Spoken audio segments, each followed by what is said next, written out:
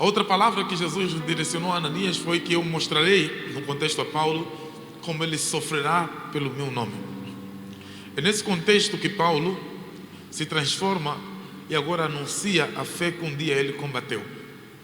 E quando ele estava chegando em Jerusalém, tinha ainda aqueles que praticavam a fé judaica, e temendo que Paulo viesse trazer esse vinho novo, digamos, essa mensagem do caminho a eles, então eles fizeram rapidamente uma conspiração para poder tramar a Paulo.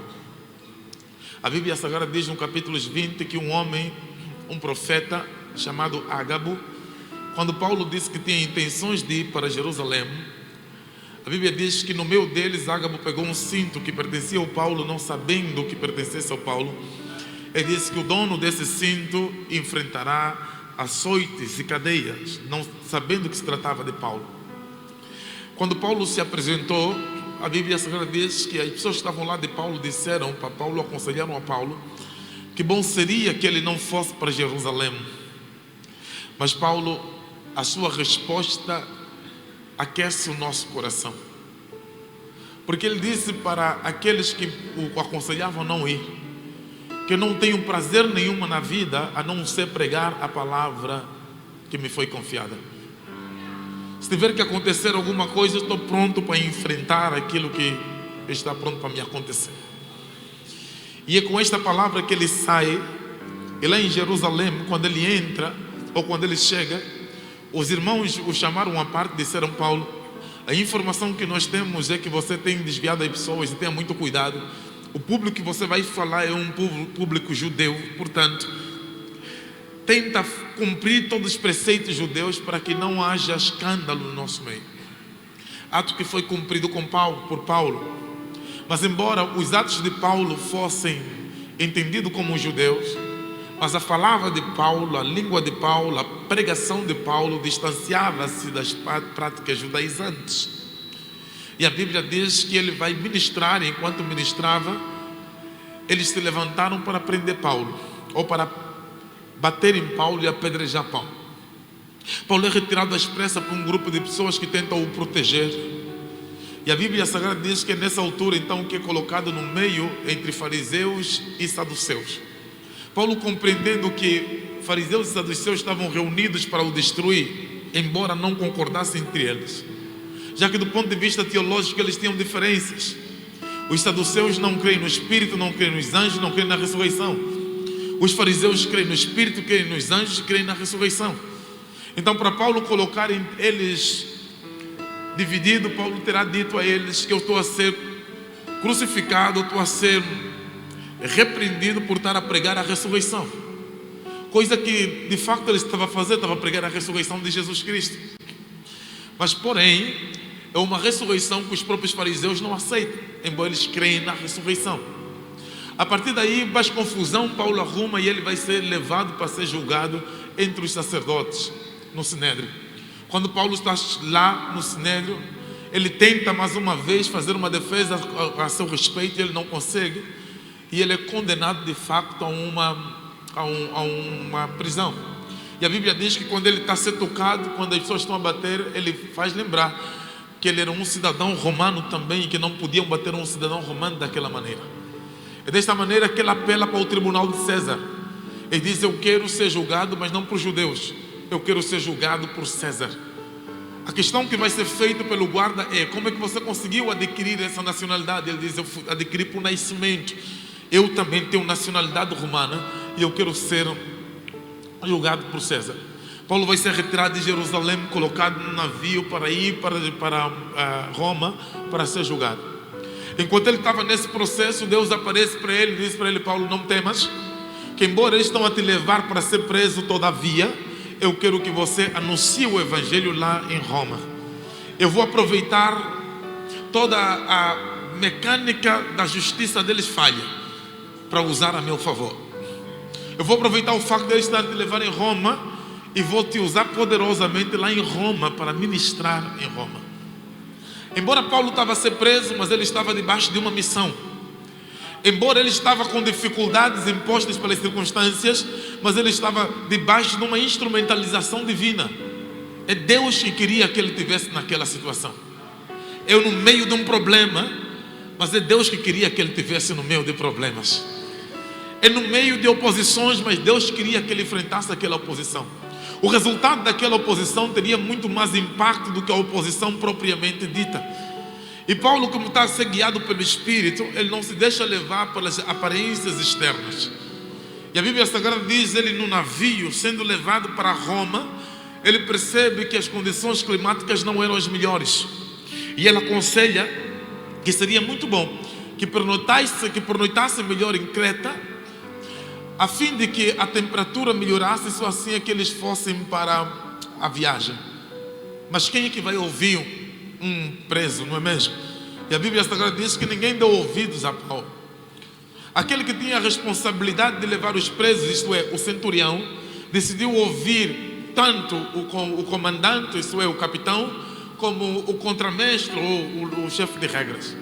E a Bíblia Sagrada diz que quando eles estavam no mar, as tempestades começaram a se levantar.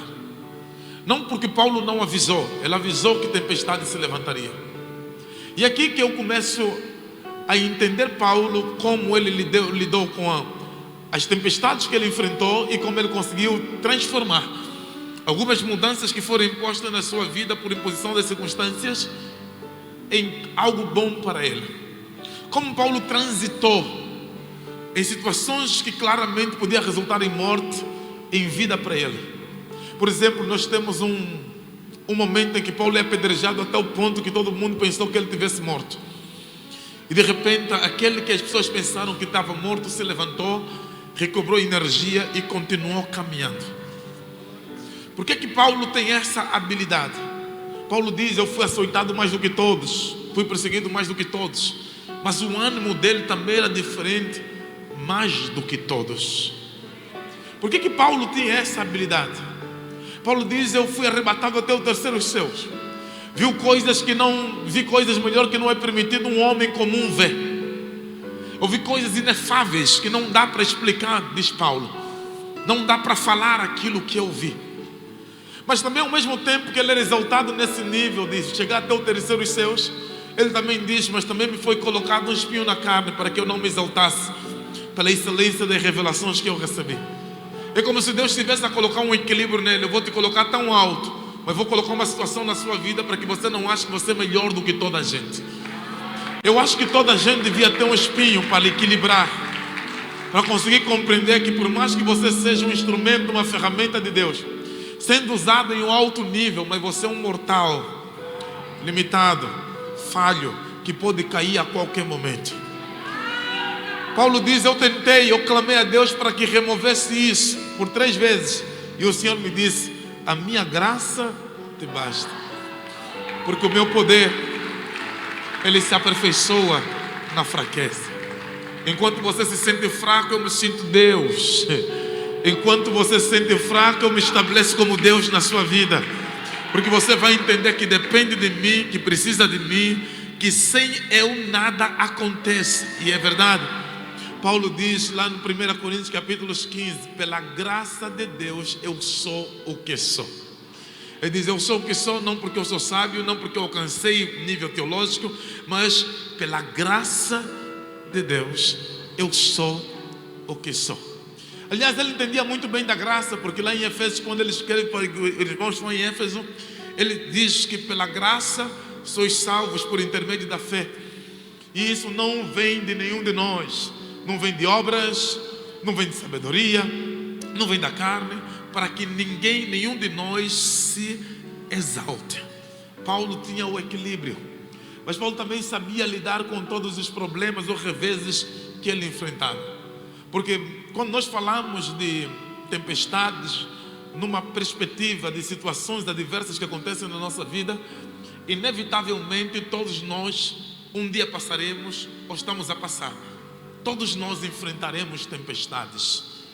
Tempestades, elas são bastante democráticas. Elas aparecem para todos.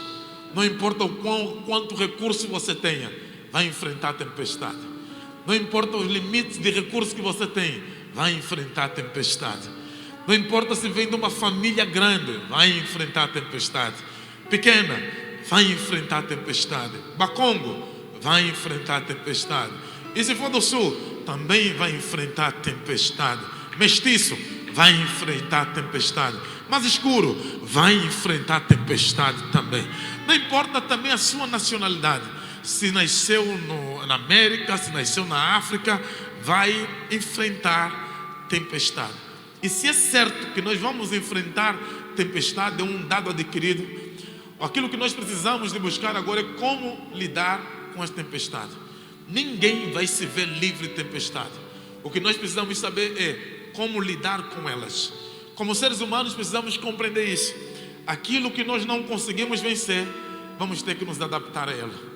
Aquilo que nós não conseguimos ultrapassar, vamos ter que estudar formas de vencê-la. Vamos ter que arranjar formas de contorná-la. Se você não compreender que a sua mentalidade será importante para buscar formas, inteligência, sabedoria para contornar, então você será arrastado por um emocionalismo espiritual cristão ou pentecostal. Como pentecostais, nós acreditamos que tudo se resolve na oração. E embora eu seja pentecostal e creia na oração, eu preciso lhe dizer, não, nem tudo se resolve na oração. Não fosse assim, Deus não daria tamanha sabedoria para Salomão. Salomão resolveu a maior parte dos seus problemas não com oração, mas com a sabedoria que recebeu de Deus. Nem tudo se resolve na oração. É verdade que a sabedoria se adquire na oração, isso é verdade, mas o exercício dela não necessita da oração, só precisa de você ter bom senso. É aquilo que Paulo tinha na resolução dos problemas. A Bíblia Sagrada diz que quando Paulo está a enfrentar a tempestade, ou está na iminência de enfrentar a tempestade, o que ele vai demonstrar é o seu bom senso. Nós lemos isso no versículo de número 9. Paulo começa a aconselhar aos irmãos que estão a enfrentar, que vão enfrentar essa tempestade, dizendo, no versículo número 9: depois de muito tempo, tendo tornado a navegação perigosa, e já passado o tempo de ir a jejum, a demonstrava Paulo, dizendo: Senhor, vejo que a viagem vai ser trabalhosa, com dano e muito prejuízo, e não só de carga do navio, mas também da nossa vida. O versículo 11 diz: mas o centurião dava mais crédito ao que dizia o mestre do navio do que dizia a Paulo. Paulo está a usar o bom senso. Paulo está a olhar para a situação climática. Paulo está a olhar para as condições atmosféricas e está a dizer para eles: não vai dar certo, nem com oração vai funcionar, nem se nós dobrarmos os joelhos isso vai funcionar. Por quê? Irmão, jacaré, com oração ou sem oração vai continuar sendo jacaré. É tão simples como isso. A oração não vai mudar o jacaré. A oração não vai trazer pernas ao jacaré para andar em pé. A oração não vai dar asas ao jacaré para voar. A oração não vai dar habilidade no jacaré para falar. Isso não se muda com oração. Isso é natureza. É Deus que estabeleceu. Ou você aceita esta realidade, ou então essa realidade vai ser vil, hostil, destrutiva contra si mesmo. Ou seja, o limite da sua crença é que vai ser o teu grande inimigo. Portanto, a maior parte das vezes vai ser necessário o bom senso. Como bom pentecostal que nós somos, nós cremos na oração em línguas. Nós cremos que quando nós começamos a falar em línguas, nós entramos numa outra dimensão. Oh yes, nós cremos nisso. Mas eu também preciso te dizer que quando você começa a usar sabedoria, você também entra numa outra dimensão. Sabedoria é a linguagem dos grandes, é a linguagem dos reis. Posso repetir isso? Sabedoria é a linguagem dos grandes, é a linguagem dos reis. Qualquer pessoa que queira alcançar alguma dimensão alta, busque sabedoria. Lá em Provérbios capítulo 4, versículo 7, Salomão diz: sabedoria é a coisa principal. Se você quiser mudar completamente a sua vida, a oração é uma boa base, mas a sabedoria vai te ensinar como abrir e fechar as portas. Olha para a Bíblia Sagrada e para a história bíblica. Você vai perceber 3 reis que fizeram 40 anos de governo. Nós começamos no primeiro rei de Israel. Nós temos Saul, 40 anos de governo.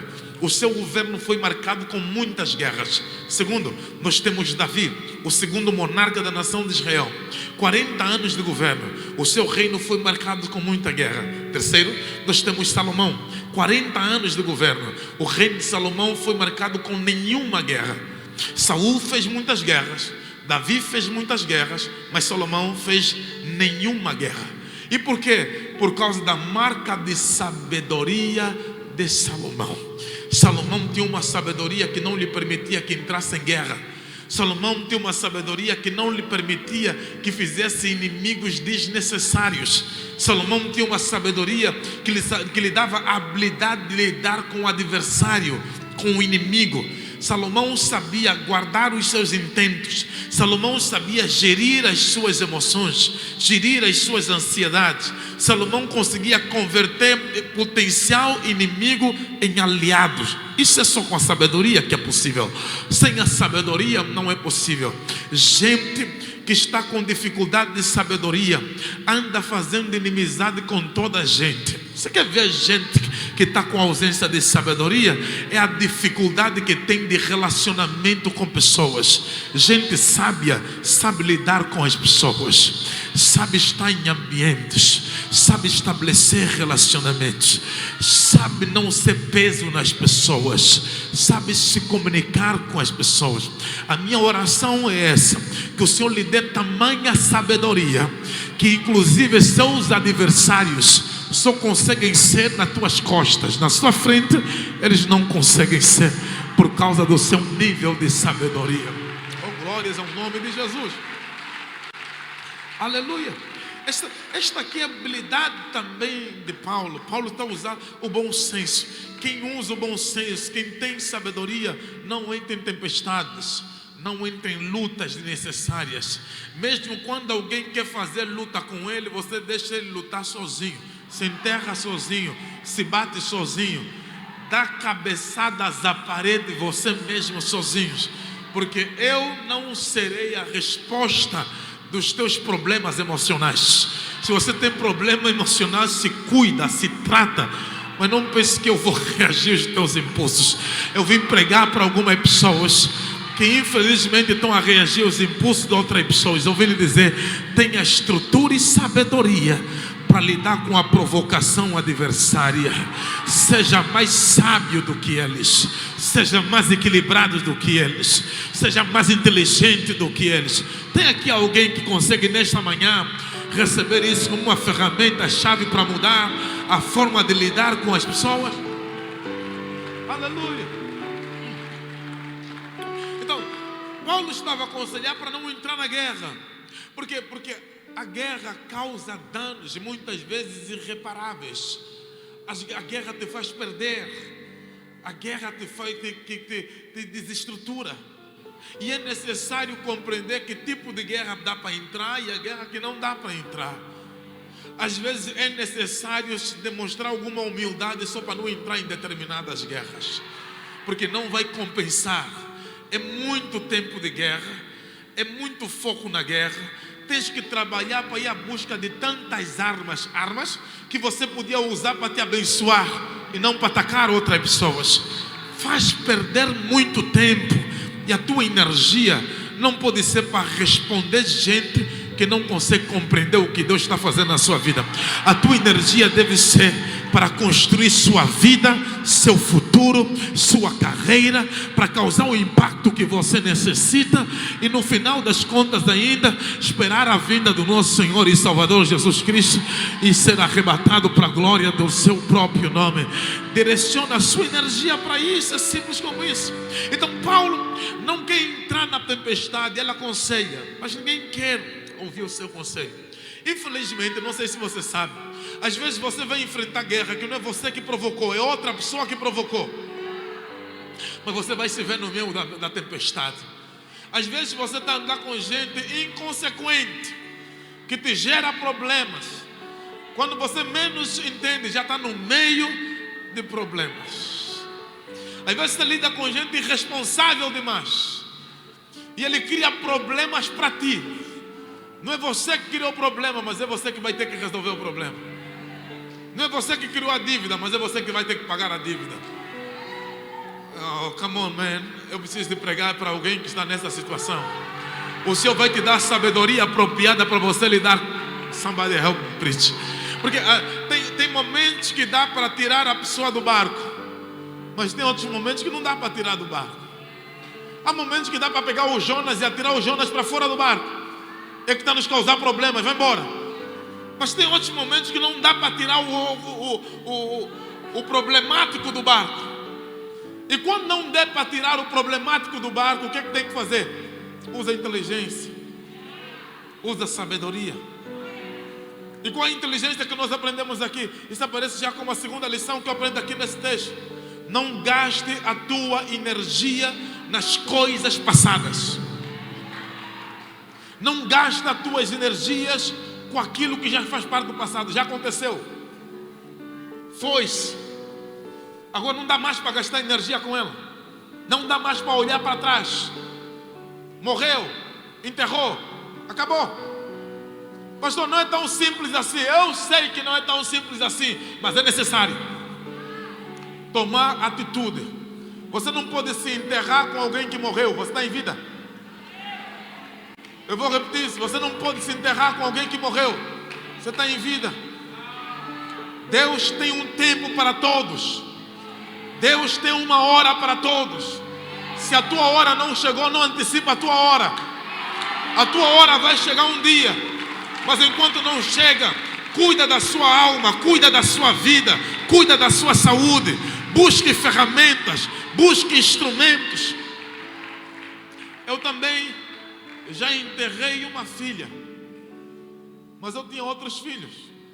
Não posso me enterrar porque eu enterrei uma filha, porque eu tenho outros filhos para dar atenção. Oh, glórias ao nome de Jesus Cristo. Eu vim dizer para si no nome do Senhor Jesus: se alguma coisa saiu da sua vida, tira a memória daquilo que saiu da sua vida. Se você enfrentou alguma rejeição, tira a memória daquilo que te rejeitou. E onde coloca a sua memória, a sua energia? Coloca nas coisas que você ainda tem para conquistar, as terras que você ainda tem para pisar, as coisas que você ainda tem para realizar. Existe muita criatividade que está aí, que ainda não veio à superfície. Deus quer usar isso que Ele colocou na sua vida como um instrumento poderoso para mudar a vida de muita gente nesse país. Não se abata porque alguém não te valoriza. Não se deixe abater porque alguém não te estende as mãos. Se eles não te valorizam, valoriza-se a ti mesmo. Valoriza o teu instrumento, a tua ferramenta. Seja feliz contigo mesmo. Come on, somebody. De fato, se você esperar que gente venha valorizar o que você tem responsabilidade de valorizar, você vai se frustrar muitas vezes. Se você esperar que para se valorizar o marido tem que te elogiar, você vai sofrer. Se você esperar que para se valorizar a mulher tem que te bater palmas, você vai morrer. Se você esperar que para se valorizar alguém tem que te reconhecer, você vai enterrar os seus talentos. Alguém precisa de aprender a celebrar com ele mesmo. Emalai que le mandai azar. E lembrou sanderemos. Se ninguém está a aproveitar, aproveita você mesmo. Se ninguém está a valorizar, valoriza você mesmo. Se ninguém está a fazer, faça você mesmo. Se ninguém está a olhar para ti, olhe para ti você mesmo.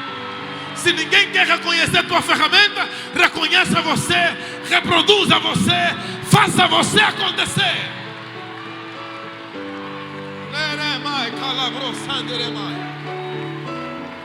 Usa a tua energia para atravessar o vendaval. Você já está no problema. Você já está na tempestade. E agora? Agora é hora de enfrentar a tempestade. Já não é mais para olhar para trás. Agora eu preciso de buscar ferramenta para responder à tempestade. Agora eu preciso de buscar energia para enfrentar a tempestade. Lamentos não vai me ajudar. Eu preciso te dizer isso. Você pode chorar de manhã até a noite, não resolve tempestade. Tempestade não se resolve com choro. Você pode chegar em casa cabisbaixo, se lamentando com toda a gente de casa, não vai resolver nada, porque tempestade não se resolve com lamentos. Você pode olhar para si e se vitimizar.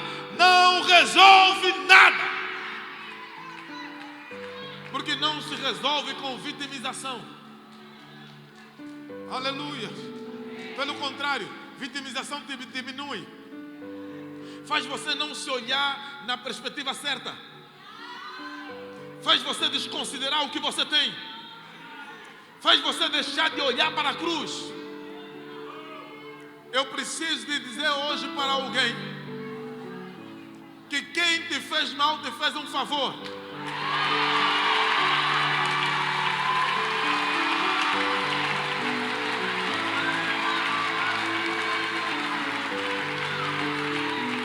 Oh, come on. Eu não sei se você quer desprezar a possibilidade de você escrever esse testemunho. Ainda bem que me aconteceu aquilo, porque isso me despertou e abriu minha potencialidade para fazer alguma coisa diferente.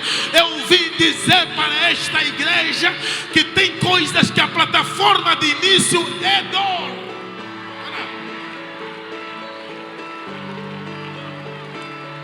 Eu já estou na tempestade. O choro não vai me ajudar a enfrentar a tempestade. Lamento não vai me ajudar a enfrentar a tempestade. Vitimização não vai me ajudar a enfrentar a tempestade. Eu preciso de colocar os meus pés no chão. Oração ajuda? Ajuda. Mas não é tudo. Jejum ajuda? Ajuda. Mas não é tudo. Sabedoria ajuda? Ajuda. Também não é tudo. Só são ferramentas. Mas eu preciso de juntar o máximo de ferramentas possível para poder corresponder à tempestade que eu estou a enfrentar. Alguém está aqui? Mas não tem problema algum em chorar? Não. Desde que você levante com uma atitude diferente.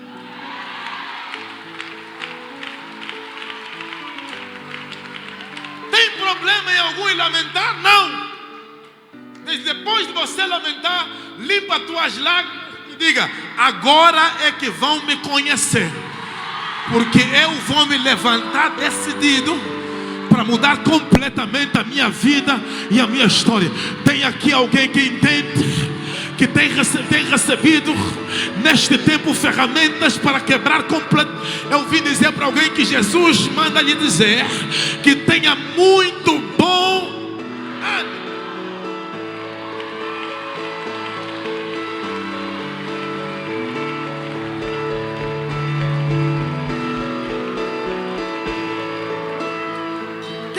Escuta isso. O que Paulo fez?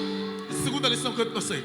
Versículo 21. A Bíblia diz assim: havendo todo estado muito tempo sem comer, Paulo, pondo-se em pé no meio dele, disse: senhores, na verdade era preciso terem me atendido e não partir de Creta para evitar este dano e perda. Ok.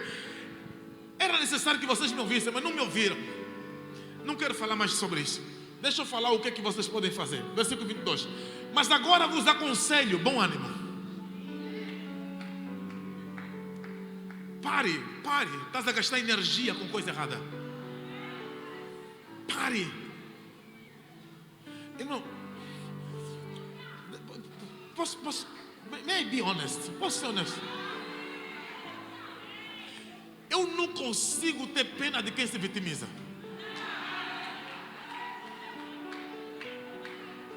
Dá vontade de dar mais uns coquinhos na sua cabeça para...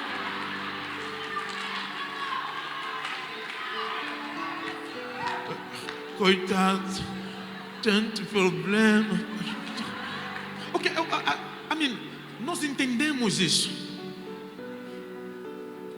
mas isso não resolve. O que resolve é você dizer: estou a enfrentar, mas glória a Deus.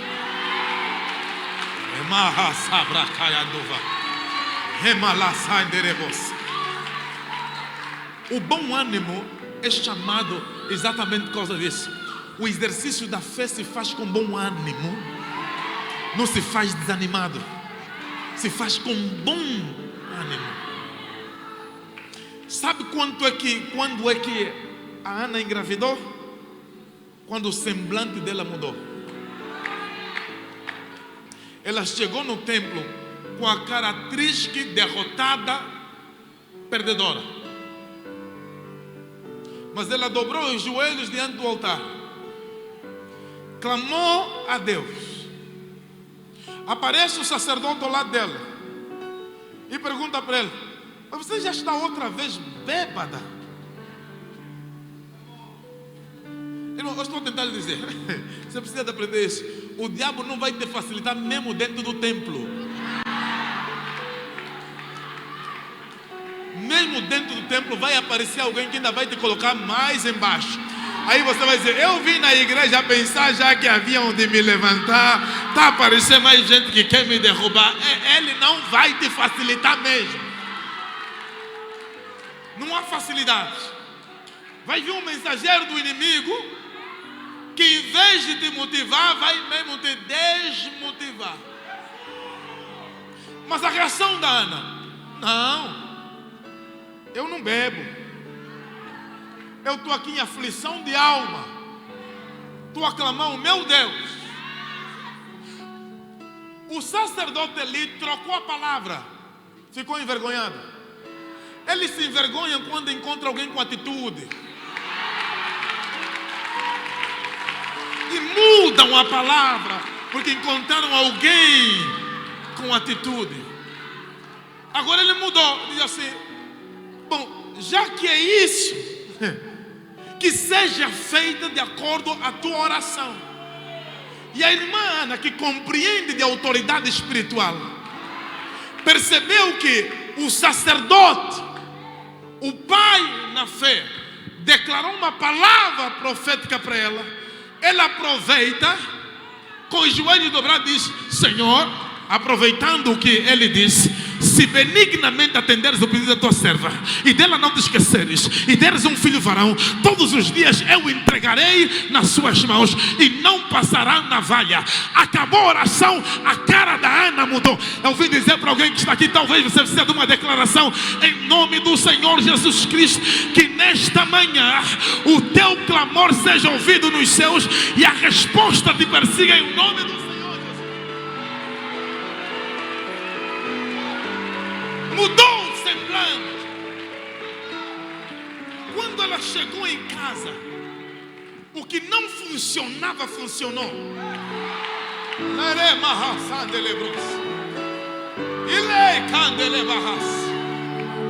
O que lhe resistia, não lhe resistiu mais.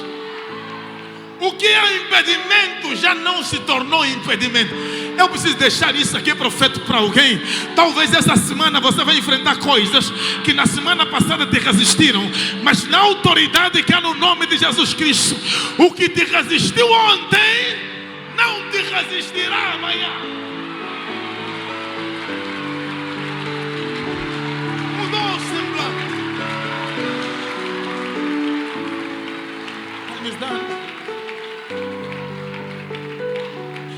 De uma outra forma, começou a colocar energia no lugar que valia a pena. Direcionou a sua energia. Ela podia responder mal ao sacerdote, ou ela podia sentir-se abatida com a resposta do sacerdote, mas a energia dela não é para alimentar ataques como esse. A energia dela foi direcionada a falar com meu Deus. Oh, glórias ao nome do Senhor Jesus Cristo. Então, eu não vou falar muito mais, vou terminar já. Então, Paulo diz assim: mas agora vos aconselho bom ânimo. Escuta o que Paulo diz: porque nenhuma vida se perderá entre vós, somente o navio. Somente o navio. Escuta isso. O navio era o que estava a os transportar. O navio era a coisa mais importante na perspectiva dos outros. Mas Paulo vai dizer assim: somente o navio.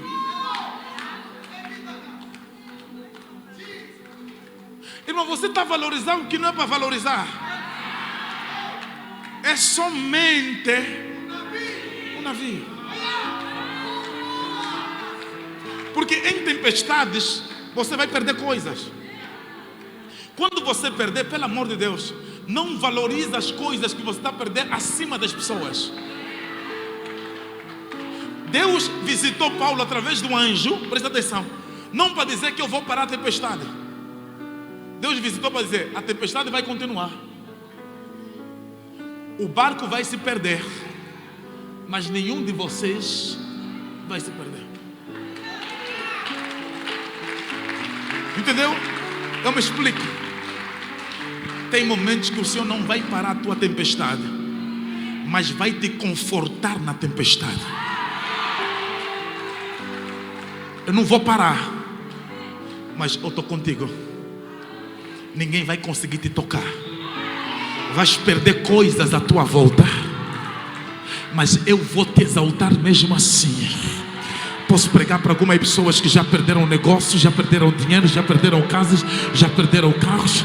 Tu posso pregar para algumas pessoas que já perderam relações, mas ouviram Deus no meio de toda essa perda dizendo: eu estou contigo, eu caminharei contigo, eu vou te exaltar, eu vou te levantar.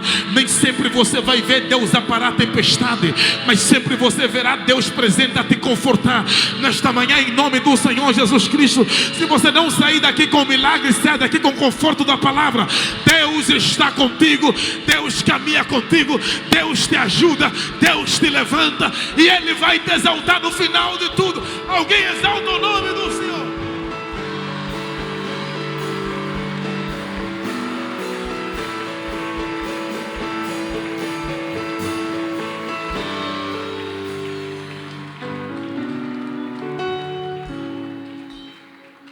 Escuta isso.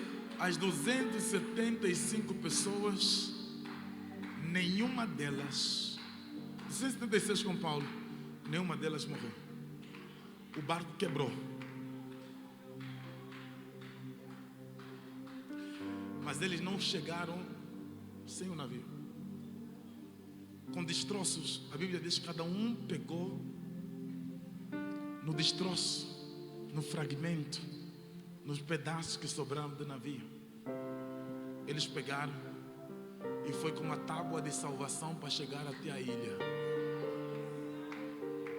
Quando Deus tem uma promessa para que você chegue, nem que for com pedaços, mas você vai chegar. Eu vou repetir isso. Nem que for com fragmentos, você vai chegar, mas você não vai ser envergonhado, para a glória do nome do Senhor Jesus Cristo. Se tem aqui alguém que compreende que essa palavra foi direcionada ao seu coração, pode glorificar o nome do Senhor Jesus, porque esses pedaços estão a te ajudar a chegar até aqui. Os pedaços que sobraram está a ser possível. Exalta o nome daquele que está vivo e reina para sempre. Alguém faça barulho na presença do Senhor.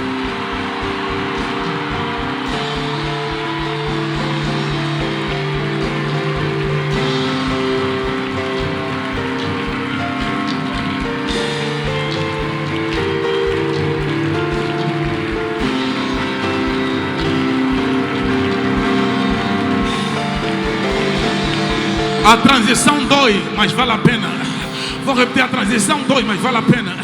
Você perde coisas, você pode ser rejeitado, as pessoas podem não te ouvir, você pode perder coisas valiosas, mas quando Deus decide exaltar e corrigir todas as coisas, a glória da última casa é maior do que a primeira. Quem pode glorificar a Deus, glorifica o nome do Senhor.